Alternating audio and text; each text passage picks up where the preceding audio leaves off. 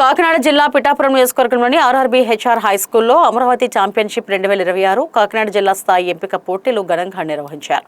ఉప ముఖ్యమంత్రి పవన్ కళ్యాణ్ ఆదేశాల మేరకు జరిగిన ఈ కార్యక్రమంలో 5-మ్యాన్ కమిటీ సభ్యుడు ఓధూరి కిషోర్, జనసేన పట్టణ ఇన్ఛార్జ్ డాక్టర్ చిక్కాల వరలక్ష్మి, రమణారావు పాల్గొన్నారు. ఈ సందర్భంగా అతిథులు మాట్లాడుతూ విద్యార్థులు చదువుతో పాటు క్రీడల్లోనూ రాణించాలని, శారీరక మానసిక వికాసానికి ఆటలు ఎంతో అవసరమని పేర్కొన్నారు.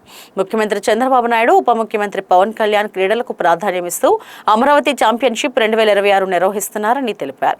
ప్రతి క్రీడాకారుడు విజయాలు సాధించి పిఠాపురం నియోజకవర్గానికి మంచి పేరు తీసుకురావాలని ఆకాంక్షించారు. జన్మదినోత్సవం ఈరోజు. తర్వాత మన పిఠాపురం నియోజకవర్గంలో ఈరోజు మన పిఠాపురం అంటే తెలియని రాష్ట్రం కానీ తెలియని దేశం కానీ లేదు. దానికి కారణం ఏంటంటే పిఠాపురం నియోజకవర్గంలో మనకి శాసనసభ్యులుగా ఎన్నికైన పవన్ కళ్యాణ్ గారు. ఇప్పుడు పిఠాపురం అంటే ఎవరికి తెలియకపోవచ్చు, కానీ పవన్ కళ్యాణ్ గారు పిఠాపురం అంటే అందరికీ తెలుస్తుంది.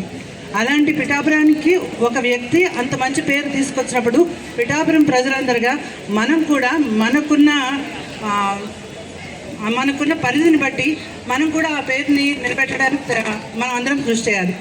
ముఖ్యంగా క్రీడల విషయానికి వస్తే అందరూ చదివేస్తున్నారు. పొద్దున 7 గంటల నుంచి స్కూల్కి వెళ్తారు, సాయంత్రం 7 గంటల వరకు స్కూల్లోనే ఉంటారు. కానీ క్రీడల విషయానికి వస్తే చాలామంది క్రీడల పట్ల అంత ఆసక్తి చూపించట్లేదు. మనిషికి ఆరోగ్యంగా ఉండాలి అంటే ఆహారం ఎంత ముఖ్యమో ఫిజికల్ ఎక్సర్సైజ్ కూడా అంత ముఖ్యం. కాబట్టి ఎక్కువ మంది ఆటల పట్ల ఆసక్తిని పెంచుకొని ఆటల పట్ల మనం అంటే దాంట్లో కూడా మనం ప్రావీణ్యం సాధించాలి.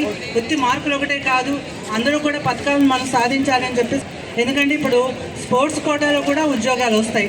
మనకి స్పోర్ట్స్లో ఎక్కువ పథకాలు ఉన్నాయనుకోండి, మనం ఉద్యోగాలు కూడా అర్హుతం అవుతాం. కాబట్టి ప్రతి విద్యార్థి వాళ్ళకి ఇచ్చే సలహా, ముఖ్యంగా అమ్మాయిలకు కూడా ఫిజికల్ ఫిట్నెస్ అన్నది చాలా అవసరం.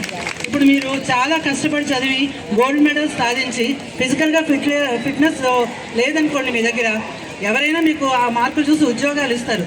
కానీ మీరు ఎంత బాగా చేస్తున్నారు అన్న దాని మీదే మీ ఉద్యోగం